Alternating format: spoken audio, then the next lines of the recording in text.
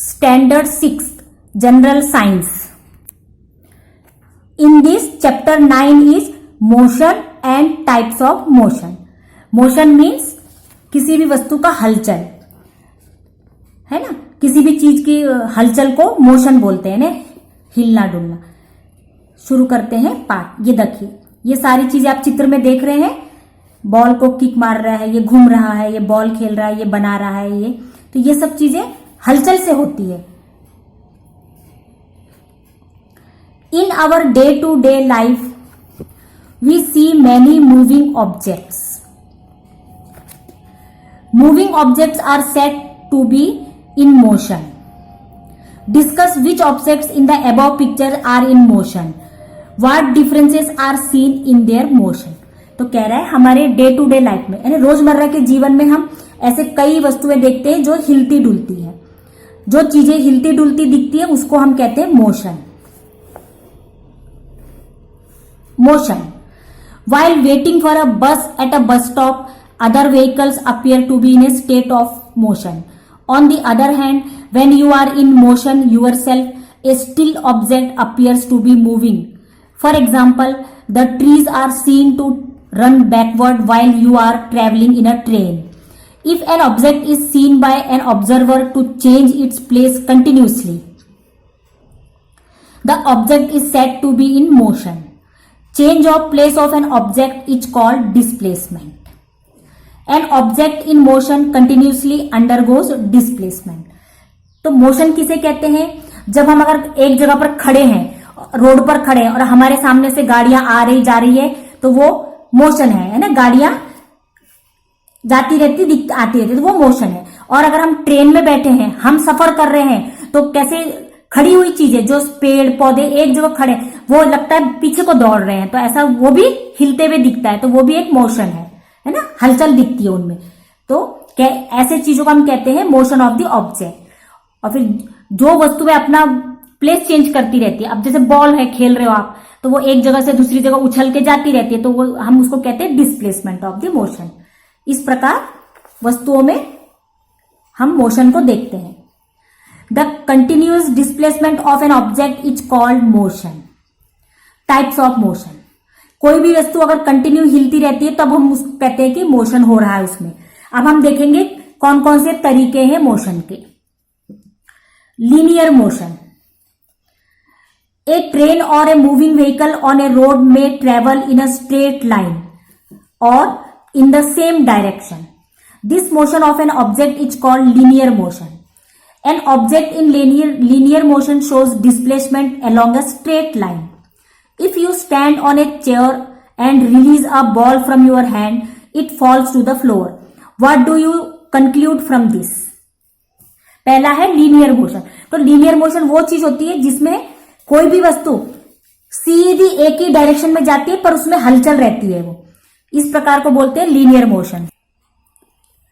Compare the motion of soldiers on parade and a girl coming down a slide. तो ये देखिए, soldiers parade कर रहे हैं, ये लीनियर मोशन में है, एक ही डायरेक्शन में जाते हैं पर वो हलचल रहती है। अब जैसे ये लड़की है ना, the motion of soldiers in a parade is the same during that period, not even a slight differences is seen. However, the motion of the girl coming down the slide does not appear to be uniform. The girl comes down faster and faster. The speed of her motion goes on increasing continuously. The motion of the marching soldiers is uniform linear motion because in this motion no change is seen.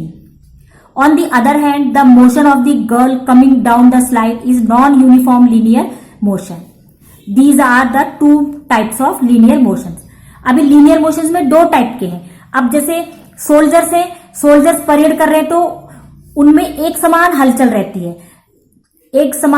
है, वो आगे को बढ़ते रहते हैं। पर अगर कोई गर्ल जो स्लाइड कर रही है तो उसका एक समान नहीं रहेगा, वो पहले यहाँ स्लो घसरेगी फिर एकदम फास्ट हो जाएगी, तो वो एक ही डायरेक्शन में तो जाती है लेकिन उसकी मूवमेंट जो है वो फास्टर होती जाती है। तो इस प्रकार के मोशन को बोलते हैं नॉन यूनिफॉर्म लीनियर। और जो सोल्जर है वो एक प्रकार से चलते हैं तो उसको बोलते हैं uniform linear motion. uniform linear motion. When the distance traversed by an object along a straight line in unit time is continuously the same, the motion is called uniform linear motion. अब है non-uniform linear motion.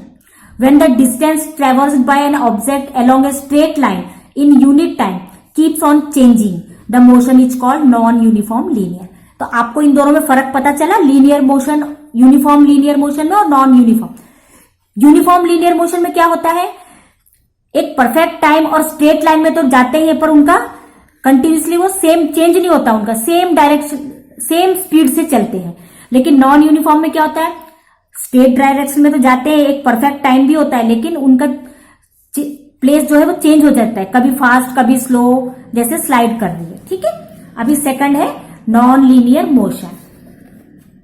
Non linear motion. ठीक है. The motion of an object that does not move in a straight line is called non-linear motion. Non-linear motion may be of the following types. What kind of movement does a swing in a park show? The swing always comes back from one end to the other end. It takes about the same time for each swing or oscillation. This movement of a swing is called oscillatory motion. Similarly,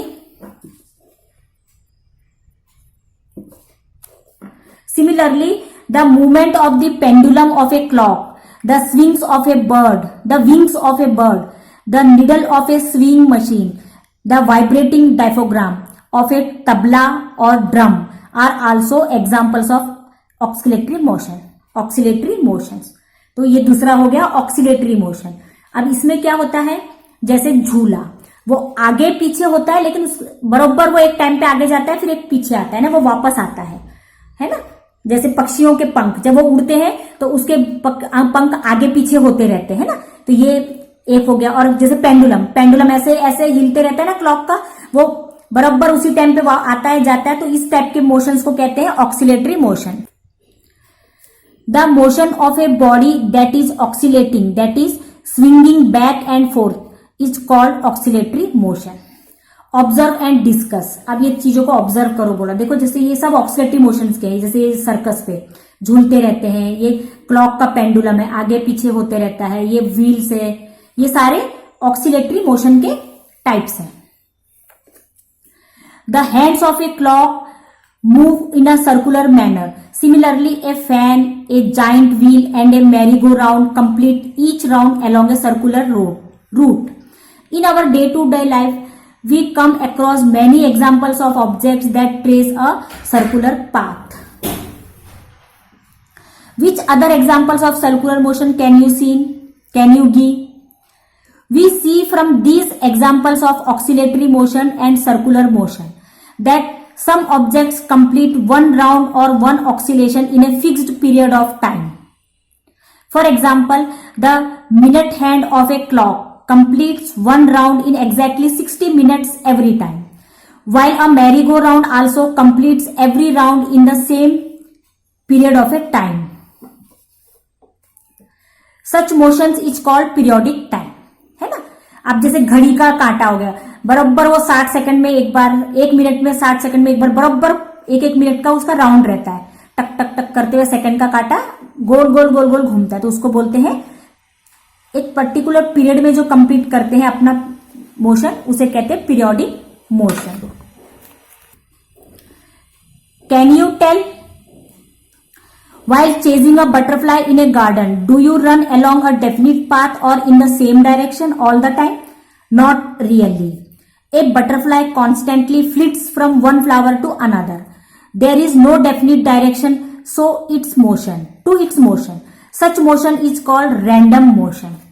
तो जब आप कोई butterfly के पीछे भागते हो, तो क्या वो एक ही डायरेक्शन में भागती है क्या? नहीं, है ना, वो बड़ी चंचल होती है, इधर से उधर, उधर से इधर. तो इस प्रकार के मोशन को कहते हैं रैंडम मोशन, जिसका कोई निश्चित डायरेक्शन नहीं होता, वो तुरंत बदलते रहते हैं अपना डायरेक्शन, तो वो हो गया रैंडम मोशन.